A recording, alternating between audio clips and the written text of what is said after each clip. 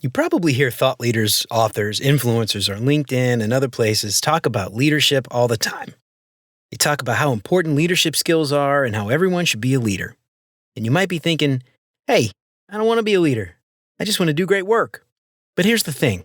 Given that low UX maturity is so incredibly rampant in the software industry today, I would argue you can't do great work without possessing some of the skills that make great leaders great.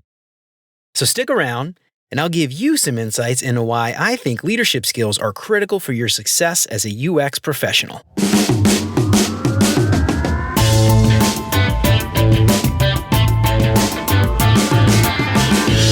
What's up, UX fam? How's your mom and them? Welcome to another episode of Beyond UX Design. I'm Jeremy. If you're new here, welcome to the show. I'm super stoked you're here. And if you haven't done it already, consider liking or subscribing wherever you listen to podcasts. And if you are regular here, if you feel like you're getting some out of the show, I'd really appreciate a 5-star review. That'll help me out way more than you know. And of course, if you think the show's worth sharing, I'd love it if you told some friends. So have you thought about your career? Really thought about your career? Have you thought about your goals? Have you thought about where you want to be 5, maybe 10 years down the road? Maybe you want to go down the management track. Or maybe you want to be a badass individual contributor at the top of your game, laying low, just doing great work. No need to worry about all that annoying HR BS that goes along with being a supervisor. There's no shortage of leadership gurus on LinkedIn or social media. And when you see people online talking about leadership, what comes to mind? Have you thought about leadership? Have you always dreamt of being a leader? Or does the thought of being in a position of leadership fill you with dread? Does it make you want to run for the exits? And personally, I think given the state of the UX profession today and the low UX maturity at most companies, it's pretty hard to do our job if we don't want to lead in some way, or at the very least have a certain skill set that many good leaders possess. A lot of times I see people conflating management and leadership, assuming these two things are one and the same. But I don't think that's accurate. Now, hopefully your manager is also a good leader, but there are lots of managers out there that are terrible leaders. And there are likely right now several people in your team who have no official authority, but I bet lots of people would consider them leaders in one way or another. So how do we define leader? What's interesting is there doesn't seem to be a whole lot of agreement on this. Even Simon Sinek, one of the first people that might come to your mind when you think about leadership, says, "We don't have a good standard definition for what a leader is." And sure, there's the Webster's definition of leader, which I think is awful. You go look it up if you want, but I don't think it really applies to what most people today would consider a leader in 2022. And it's definitely not what a lot of the leadership influencers online would probably use to define leadership. So that really begs the question then, what is leadership anyway? A while back, I came across an article from Inc. magazine by the author of Emotional Intelligence 2.0. His name's Dr. Travis Bradberry. And he attempted to define leadership. And I think this might be one of the best definitions I've come across. And in his article, Bradberry starts out by talking about what leadership is not. And I think before we talk about the definition, let's talk about what leadership is not. I think it's worth highlighting that here. So leadership has nothing to do with seniority or one's position in the hierarchy of a company. Let's hope your company's senior executive team is full of a bunch of great leaders, but we all know that this isn't always the case. Lots of times people are just given promotion after promotion after promotion and end up as senior this or that, without any thought about how well they will actually lead the team.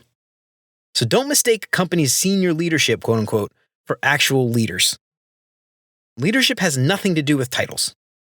Leadership isn't always about leading anyone on paper. It's not about titles. Having an important title does not make you a leader, and being a leader doesn't necessarily mean that you lead anyone on paper.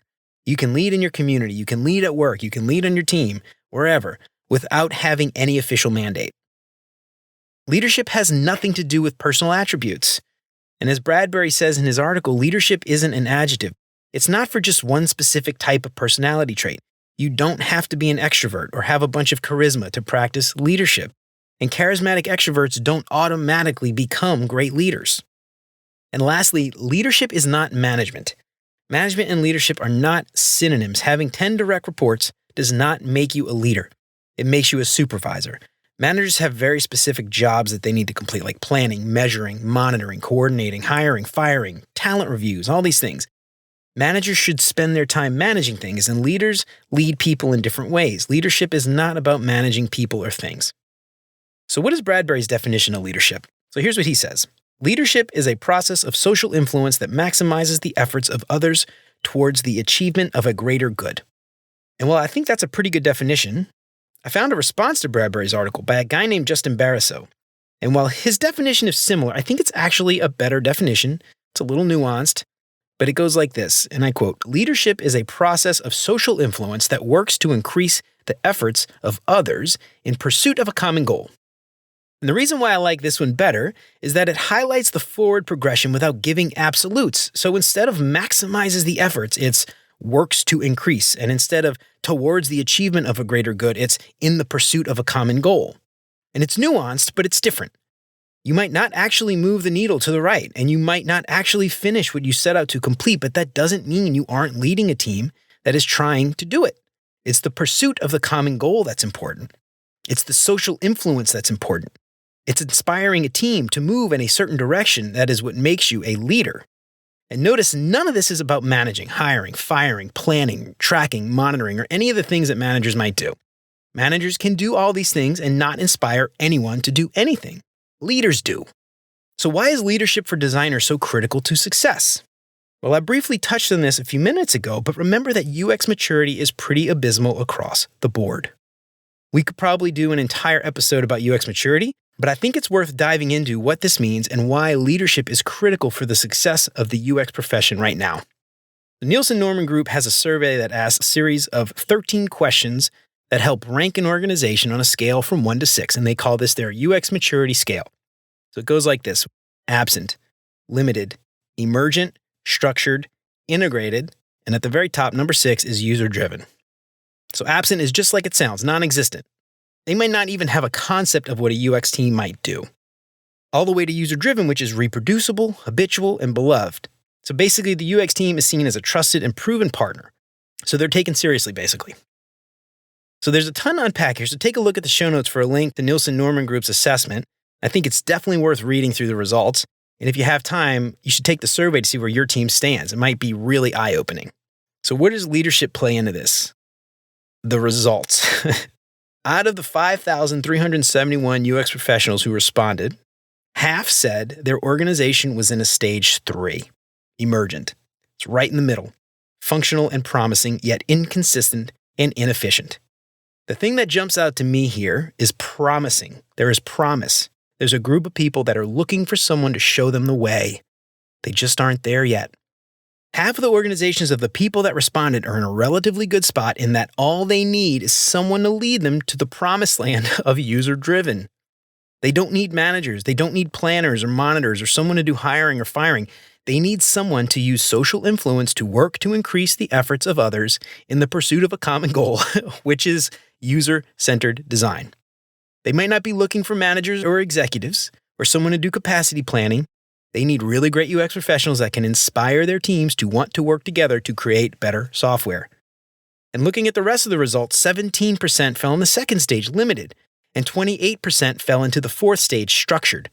And what's remarkable, and maybe even a little sad, is that only 4% fell into the fifth stage of integrated, and only 0.4% fell into the highest stage of user-driven. So what that tells me is there is huge opportunity for us as UX professionals to improve our teams and the way that our teams work for the better. So a lot of you out there are probably saying to yourself, yeah, that's great, but I'm a junior designer. I'm just starting out. How am I supposed to do any of this stuff? And to that I would say you have a lot more to offer than you might think. But also, I will be the first to admit that some people just don't want to be that person. And that is totally fine. You don't have to be a leader. I think it's an important skill, but it's a skill that you can learn over time. And if you don't feel like you're there yet, the thing that I would ask you is to think about what you want out of your career. Where do you want to be in 5 years? What skills do you need to grow? How much do you want to grow? Get a really good idea of your own shortcomings and where you feel like you need support. And then think about the teams that you are thinking about joining, or maybe you have already joined, and ask yourself, am I in the right spot to grow? If you're in one of those organizations with low UX maturity and you aren't in a position where you can or want to influence the change that you need to grow, then you need to decide if you are going to stay or find a place where you can grow. As a junior designer, if you don't want to take on this responsibility and you just want to do great work, ask yourself how great your work will be if you continue with the status quo. If you are comfortable with that, great. You're one of the lucky ones. But if you're not comfortable with it, you should be thinking about how you can change it or consider leaving and finding a place where you can do great work and be supported. You just have to find the right team that will allow you to flourish as an individual contributor with your head down. Those places exist, you just have to look for them. So let's talk about individual contributors, ICs, and leadership. You might not be a junior IC. You might be more senior with several years of experience behind you, but you don't want to be in charge. Remember, do not confuse leadership with management. These are different. Some organizations have ICs going up to the same level as VP or even executive levels. These ICs at these high levels absolutely, without a doubt, need to be great leaders first and foremost. Yes, they need to do great work. Yes, they need to be super badass at their craft, but they also need to influence decision-making. They need to inspire. They need to coach. They need to be examples of how to do great work. They may not be making hiring and firing decisions. They might not be doing talent reviews. You might not go to them for a raise, but you should definitely be going to them for advice. You should be going to them for mentorship. You should be looking to them for inspiration. I want to stress that this is not only true for individual contributors at a really high level. This should be true, relatively speaking, for individual contributors at any level, regardless of your tenure, seniority, title, etc. People should be looking to you as the expert in your field. People should be looking to you as an expert at your level. Remember, individual contributors are not robots. They should influence product teams, discuss best practices, help to inform processes, push back when they see things that aren't right, and give opinions and direction on things that they think are important. These are all things ICs, individual contributors, should be doing without having any specific title or a written mandate to manage or lead a single person on paper. This is not the sole job of a manager. These are the behaviors of a good leader, and I would argue that this is the job of an individual contributor too. We should not be order takers as UX professionals, right? We should not be pixel pushers. We should practice critical thought.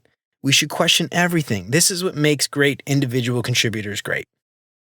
So let's talk about leadership behaviors. I think when people throw the word leadership around, what they're really saying is we should act like leaders. We should have the behaviors of good leaders. These are behaviors that aren't reserved for people in management or supervisor roles, or even reserved for those in positions of authority or seniority. I think these are behaviors that make good leaders, yes, but these are also behaviors that will make you a truly effective UX designer, even if you're an individual contributor. So let's talk about what some of these behaviors might be. And this is not an exhaustive list. This comes from a few different sources. I've kind of rearranged them, relabeled them a bit. I added some that weren't included. Then I'll put some links in the show notes so you can review some of the articles that I reference, and I don't know, maybe you can come up with your own list. First, I think you need to be a good communicator. Next, you have to be confident. You have to be humble. You have to be empathetic. You have to have a mentor or coach mindset. You have to be curious. You have to be approachable. You got to be a critical thinker. You need to have grit. You have to have integrity. And lastly, altogether, you need to have high emotional intelligence. Let's talk about good communicator. If the main goal of a leader is to use social influence to inspire a team towards a common goal, I'm not sure how you do that without being a good communicator. I talk a lot about being a great storyteller, using stories to build empathy and get our teams to want to build the best possible products that we can for users. And I think it all starts with being able to communicate. But it goes beyond just influence. We have to be able to give feedback. And again, as a designer, understanding how to give feedback to other designers is critical for our success. If our teams are not moving in the direction that we think they should be moving, how do we show them the light and get them to move in the right direction if we can't give them feedback on how they should improve without alienating the entire team? And this goes well beyond the idea of just leadership. We have to be able to give feedback. We have to be able to sell our design decisions. We have to be able to push for changes in maybe design tools or processes that our teams follow. All of this comes down to being able to communicate well. So good communication skills are critical for UX designers to master. You have to be confident. We have to make sure that what we're asking of our teams is the right thing to do. Some of this is related to how we communicate, to convey the confidence. We have to make sure we're moving in the right direction. We need to be sure of ourselves, not second-guessing every decision we make. No one wants to listen to someone who is constantly changing their mind, going against what they said the week prior. So confidence and speaking with confidence are critical skills for UX designers to master. being humble. While being confident is important, it's also equally important to understand when you're wrong and accept it. Changing your mind is fine when you're wrong. It's really important that we make sure people that work with us also know that it's okay to be wrong. Own up to it. Show the rest of your team that it's okay to fail, as long as you learn something from it. Lead by example. Another aspect of this is not having a big ego. So you're the UX designer. Jane's the PM, Tim's the engineer. Everyone has a role to play, and your job as UX designer is no more or less important than anyone else in the team. Having confidence is great, but admitting when you're wrong is a critical skill for UX designers to master. Being empathetic. Empathy is critical for any UX designer, but it's also critical for a good leader. Understanding the stress your team is under, understanding where your team is coming from, understanding why your team is making the decisions that they make will only help you to make better decisions. So we should really strive to have empathy not only for our users. We need to have empathy for our entire team. And empathy is a critical skill for UX designers to master. A mentor mindset. So yes, you're a badass at your craft, but great leaders bring everyone else up with them. Working alone in a corner may make you a great designer, but really great leaders and even really great individual contributors know that the software they build is only as good as their weakest team member. Because at the end of the day, you can't carry poor performers on your back. Help them grow, help them become better, offer training wherever you think your team needs it. Help them understand what they're missing. Help make everyone as great as you. Having a coaching or a mentor mindset is a critical skill for UX designers to master. Being curious. Really great UX designers understand they don't have all the answers. They know there's always more to learn. They know there is always more to explore. They always strive to do better and discover what they don't know. They're constant students. They shut up and they listen. Really great leaders are no different, and they figure out where their blind spots are and they figure out what they need to do to get rid of them. They are constantly exploring new ideas and new ways to approach problems. They are never satisfied with what they know today. They are always looking to grow. And curiosity is a critical skill for UX designers to master. Approachable. Pretty much everything we've talked about up until now requires working with other people. A good UX designer and a good leader are approachable. They have an open door policy. They're happy to hear feedback. They want to hear what you have to say, and they care why you're saying it. Your team needs to know that they can come to you with questions without fear of you lashing out or making them feel small. Your team needs to know that when they talk to you, they are in a safe place. So being approachable is a critical skill for UX designers to master. Critical thinker. As a UX designer, you're going to see a lot of data. You're going to hear from a lot of people. You're going to get a lot of opinions. And then you need to take all that data and opinions and synthesize it into a plan of attack. Does that data really tell you what everyone thinks it's telling you? Or is there more there waiting to be uncovered? Our job as UX designers is not to be order takers. I know it doesn't always feel like that, but truly effective UX designers take all of this in, and then they give their opinions. But truly effective UX designers take all of this in, they synthesize it, and then they give their opinions. Or they design based on that feedback. It might not always be what our stakeholders wanted to hear, but still, our job is to think about all the things we hear and see holistically, and then design the right product for our users, not our stakeholders. So being able to think critically about all the things that we see and hear is a critical skill for UX designers to master. They have grit. Grit is one of those things that you're going to have to learn to be successful in life in general. But as a UX designer, the fact is that with the state of the software industry today, and with UX maturity low overall, you're going to get told no a lot. You're going to get left out of meetings and important conversations a lot. You're going to get your work picked apart. You're going to be asked to do things that you don't agree with. You're going to have to work with people you don't like or people that don't like you. You're going to butt heads with a lot of different types of conflicting personalities. But over a long period of time, not letting challenges, failures, rejections stop you is a critical skill for UX designers to master. They have integrity. Having integrity means you are principled. It means you are ethical and honest. It means you're reliable. It means your team can count on you. You do what you say. You practice what you preach. It means you accept responsibility when things go south. Integrity is one of those things that can be a catch-all. It can mean a whole lot of things to different people. But really, this one is important, and it kind of encapsulates several of the things we've already talked about. Integrity is something that is important inside and outside of work. And while this one is a critical trait for UX designers, this one might be just as important for you to master as a human being. So altogether, high emotional intelligence. A lot of these traits can really be summarized under the umbrella of emotional intelligence. And I hope that everybody listening is at least somewhat familiar with the concept of emotional intelligence. And if you're not, or even if you just kind of know what it is, but not really sure, understanding what it is and how to grow your emotional intelligence might be one of the best things that you can do for your career, regardless of what that is. It doesn't matter what you do. Mastering the skill might be one of the most important things that you can do to ensure your future success. The term emotional intelligence was created by two researchers, Peter Salovey and John Mayer, not that John Mayer, different John Mayer, in a research paper that they published in 1990. And Dan Goleman wrote a book in 95 that started to bring a lot of this into the mainstream. So if you think about it, 1990, 1995, that was not that long ago. So this is a relatively new concept in the business world. We could do an entire episode on this topic alone, but I think it's worth talking a bit about this one.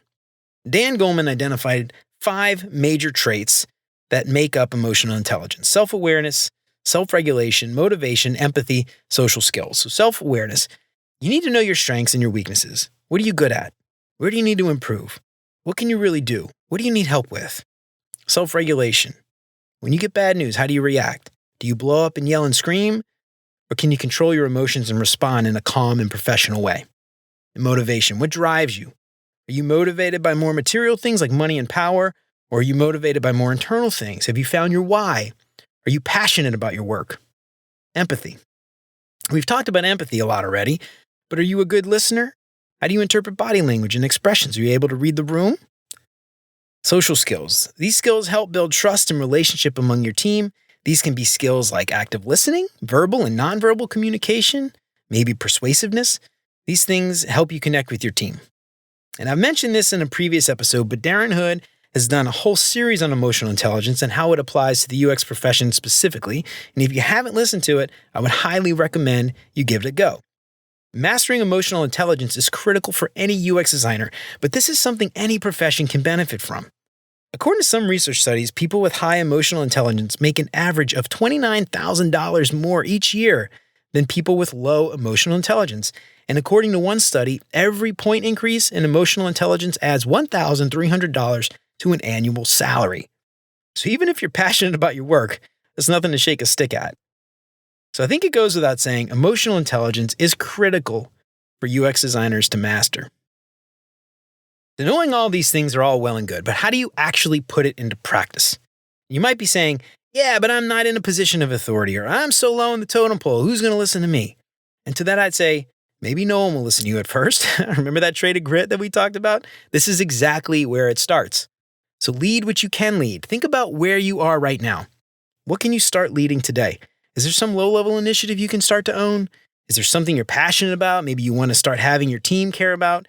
Is there maybe a group you can start, a craft club, a knitting club, whatever, some kind of professional or networking group you can start?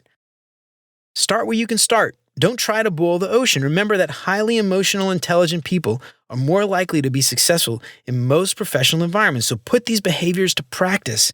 Identify areas where you can start to lead, even if it seems relatively small and inconsequential to you. I promise that people will start to notice, and you will start to be given more and more opportunities to lead bigger and better initiatives or projects. It's just a matter of time. Here's the thing. No one is going to be able to read your mind. So no matter what you want to do, make sure you speak up. If you want more responsibility and you want more opportunities to lead within your team, you have to speak up. You have to let your manager know. You have to ask. I hope by now you're having regular one-on-ones with your manager. This is a great opportunity to ask for help. Maybe you are ready to lead and you want more responsibility. Maybe you're not ready to lead and you want some help getting there. You can ask for training or advice on books to read. If you're lucky, your company might even offer leadership training. You can ask to be a part of that. And something I want to note here too is that after everything we've talked about today, you may still want to have no part, right? Maybe you still only want to be heads down. Maybe you still only want to work alone in a corner. Maybe you still don't want to be bothered with any of this other stuff. That's totally fine. Not everybody wants this, right? Or maybe you want it, you just don't want it right now. Maybe you have other things going on and you don't have time for this. That's totally fair. This isn't for everybody, and that's okay. And for those of you who don't want any part of this, I have 2 bits of advice. First is just like before, you need to speak up. You need to set the right expectations that this is what you want. Your manager needs to know what to expect from you, and you guys have to be on the same page. Your manager may be expecting you to do some of these things, but if they know that this is not for you, you're setting the right expectations, and you can be sure that you are delivering what you are expected to deliver. No more, no less. And second is that if you do want to be heads down and you just want to deliver great work, you have to be in the right organization that will support you, and it will still help you to grow. And given that UX maturity is so low, getting a job as an individual contributor that has no interest in leading means you better be damn sure that you're getting in at a company that you are happy with. And this might be rare. So make sure you're joining a team that might be more established and might have a higher maturity level, and they can support an individual contributor with this mindset.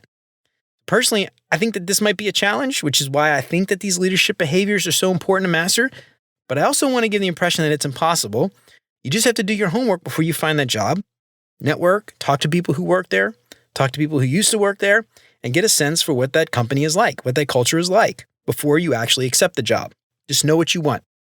So to illustrate everything we've talked about, I want to give an example of how these leadership behaviors can be used to move your organization in a positive direction. Let's talk about accessibility and inclusive design. I don't have any hard facts or figures, but from my experience at least, accessibility and inclusive design are usually pretty low priorities at most organizations. It's not usually something that's on the top of leadership's mind when they're making decisions about roadmaps or features, unfortunately. So as UX designers, if we see that accessibility and inclusive design are something our teams are constantly overlooking, we have a decision to make. We can decide to put our heads down and focus on doing great work, not trying to stir the boat, or we can speak up and try to get our teams to pay more attention to these things. We can bring these things up in conversations with our product teams or stakeholders. We might be able to do some kind of presentation at an all-hands or a team meeting. We can start to incorporate it into our designs and sell it when we do design critiques. Remember that leading in this regard does not mean you have direct reports and you tell them what to do. Leadership means that we are using these skills that we've talked about to influence our teams towards the common goal of improving accessibility and inclusive design within our product. It might take a while, but if you change a few minds at a time over the course of a few months or a year, you're trending in a positive direction, and I would argue that that is leadership. We're not getting people to change just because they're doing what they're told. We are inspiring them to want to improve these things because they now have an understanding of why it is so important. And conversely, let's say we want to put our heads down and just pump out badass designs. If you really care about accessibility and inclusive design, one might argue that you really aren't able to pump out badass work in the first place if your team isn't taking these things into account. So here is where you have to decide if this organization might not be the right fit for you. Are you comfortable with this, or do you need to leave? That's a decision you need to make. So when you think about leadership and whether this is something you should be worried about, please remember that most companies today won't know what to do with you as a UX professional. So unfortunately, like it or not, you need to be the change that you want to see. If you want to stay there, you need to lead that organization to change for the better, even if you aren't in a position of authority. So before I get out of here, I want to leave you with some closing words by the great Dolly Parton. If your actions create a legacy that inspire others to dream more, learn more, do more, and become more, then you are an excellent leader. Well, all right, y'all. That's it for me for today. I hope to help set the record straight on management versus leadership and why it's so critical for UX professionals to master some of these skills. Have you come up against any of this at work? Has mastering any of these skills helped you and your team to change for the better? Let me know what you think on LinkedIn or shoot me an email at hello@beyonduxdesign.com. I'd love to hear from you. And if you liked what you heard today, don't forget, like or subscribe wherever you listen to podcasts. If you feel like you're getting some out of the show, I would love it if you left a 5-star review to feed that algorithm. That would help me out way more than you know. And if you know someone who might find this stuff useful, I'd love it if you told them about the show. Sign up for the newsletter and check out all the past episodes at beyonduxdesign.com. I hope you keep coming back for more great UX tips from Beyond UX Design. And remember, you're more than a UX designer because there's more to UX than design. So until next time, take care, y'all.